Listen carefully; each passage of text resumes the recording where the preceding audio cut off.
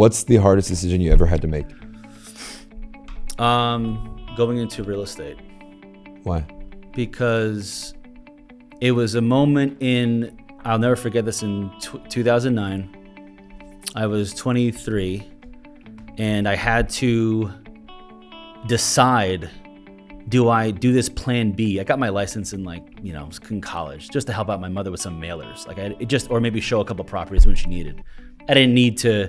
Real estate at that time, as we were coming up, it was really nothing until $1 Million Listing made it popular.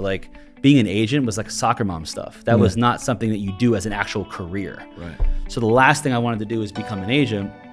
But at the time there was no jobs in finance, or really the ones that I knew. I didn't go to Harvard, I didn't go to Stanford or these bigger schools. So I'm not going to work for a hedge fund. I didn't have access to that world, or private equity at that time. And so the hard decision was to say, I'm going to use my license and do this as like an actual job.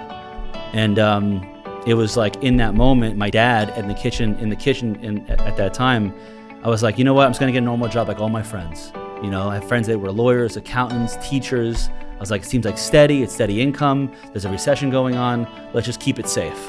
That was my mindset at the time, because what I experienced being on Wall Street, getting crushed and fired and the whole thing. Yeah.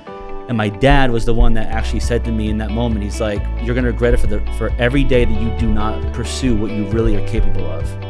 And if you get a normal job, you're going to be like everybody else. So either do this, if this is the only thing you have in front of you, do this, and you'll make it work over time.